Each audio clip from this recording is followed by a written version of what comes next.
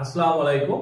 আমাদের কাছে অনেকেই জানতে চায় যে ভাই আমরা যে পার্টনারশিপ ডিলটা করব সেটাকে আসলে একটু সেভ করার জন্য, অর্থাৎ সেটার মধ্যে যাতে পরবর্তীতে কোনো পরিবর্তন আনা না যায় সেই জন্য আসলে আমরা কি ধরনের পদক্ষেপ নিতে পারি। এটার জন্য অনেক ধরনের পদক্ষেপ নেওয়া যেতে পারে, বাট আমি আজকে আপনাদের খুব শর্ট তিনটা টিপস দিয়ে দিচ্ছি। এই তিনটা টিপস যদি আপনারা ফলো করেন তাহলে আমার ধারণা পরবর্তীতে আপনাদের ডিলে যদি কোনো পরিবর্তন আসে তাহলে আপনারা সেটি করতে পারবেন। এটি হচ্ছে একটি নন জুডিশিয়াল স্ট্যাম্প। এই ধরনের স্ট্যাম্পের উপরেই আমরা পার্টনারশিপ ডিড করে থাকি। তো প্রথমে আমরা যখন পার্টনারশিপ ডিডটা করব তখন আমরা যে কাজটি করব সেটি হচ্ছে এই ডিডটা নিচের দিকে যদি আপনি দেখেন, আমি একটু ক্লোজলি দেখাই, এখানে দেখবেন যে পেজের কিন্তু সিকোয়েন্স দেয়া আছে, অর্থাৎ টোটাল পেজ নাম্বার দেয়া আছে এবং সাথে সাথে কিন্তু আমাদের প্রত্যেকটি পেজের নাম্বার আছে।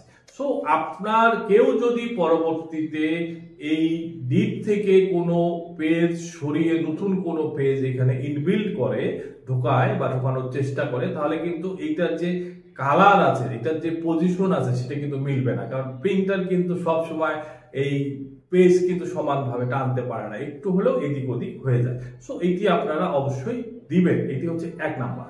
2 নাম্বার হচ্ছে আপনারা যখন একটি ডিড কিনবেন তখন দেখবেন যে এই ডিডের প্রত্যেকটা ডিডের, আমি একটু ক্লোজলি দেখাই, এরকম প্রত্যেকটা ডিডের কিন্তু ইন্ডিভিজুয়াল নাম্বার আছে।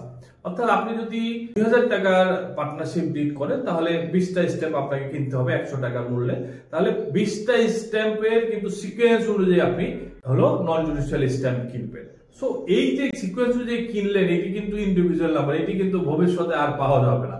সো আপনি যদি এই সিকোয়েন্সটা ধরে বান্ডিল আকারে কেনেন তাহলে ভবিষ্যতে কেউ যদি কোনো স্ট্যাম্প চেঞ্জ করতে চায় তাহলেও কিন্তু সে পারবে না, কারণ তখন তাকে নতুন কোনো নাম্বার সংগ্রহ করে সেটা করতে হবে। এবং ফাইনালি আপনারা এই দিকগুলোর পেছনের দিকে যদি দেখেন, পেছনের দিকে গেলে দেখবেন, আমি একটু ক্লোজলি দেখাই, এখানে কিন্তু একটা তারিখ দেওয়া আছে।